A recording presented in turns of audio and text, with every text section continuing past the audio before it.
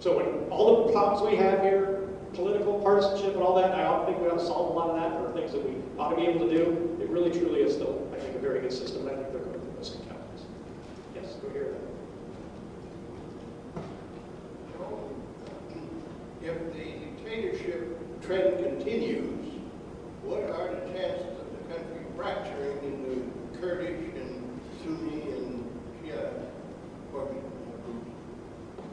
I'd say it's pretty high that something like that would happen, and I think the chances of that happening right now, I don't know, I'm still somewhat of an optimist, so I'd say 60% chance that that won't happen, that the Iraq will kind of figure it out, come together, relatively stable, relatively democratic, 40% chance that it'll end up in some type of thing that is fracturing the country, and is probably pretty violent, probably emboldens Iran, and empowers Iran, all things that are bad for them, bad for us, bad for a lot of the world. And then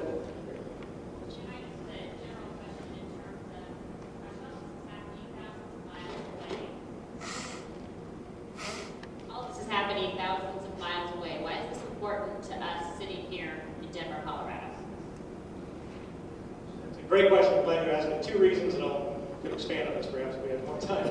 Moral implications. We made the country, we took some responsibility there. And then also, the stability of that country and that region is important to the world. And I don't think we were there to steal their oil, but being the concentration of world oil markets over there, that would really disrupt the world economy. And that makes a lot of bad things happen, from driving the price of oil up so high that a lot of us, we can't invest in other things. And it also gives a lot of money to bad people around the world who can do some bad things with it. That's why. What role does Sharia law play in their culture? And also in their legal system? Sharia law, the question is, what role does Sharia law play? They are a more religious country as far as having religion, a closer tie to religion and politics, but they're not Saudi Arabia, they're not Afghanistan. Particularly, they all, generally speaking, as a society, and again, I go back to, Iraq was a pretty secular, pretty cosmopolitan, different groups that get along and still have a very deep tie to their religious beliefs, but not such that where my religious beliefs are different than yours, that's going to cause problems. Yes, you see some evidence of that, but largely the people, I think we're more open to free expression of religion, but and influencing, obviously, the government, but a separation of mosque and state, if you will. Which, by the way, there's some Christians and other groups abroad as well. So imagine we're down the road 12 or 15 years. You're chairman of the Joint Chiefs.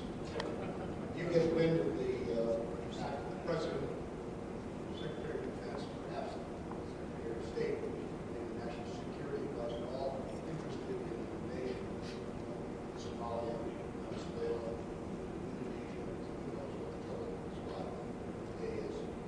What are the 3 things you say to that civilian leadership who's in the armed forces about what to do right and not to do relative to that based on your life experience?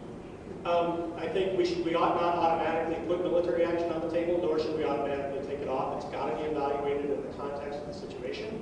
It's got to have generally broad international support. Those things matter in a lot of ways.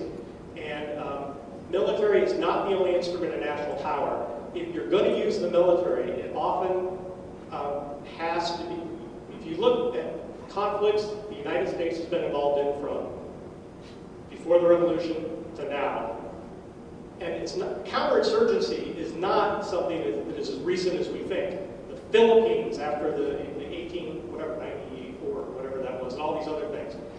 There's another, you've got to couple military power with other aspects of national power, including civil society organizations and other things. So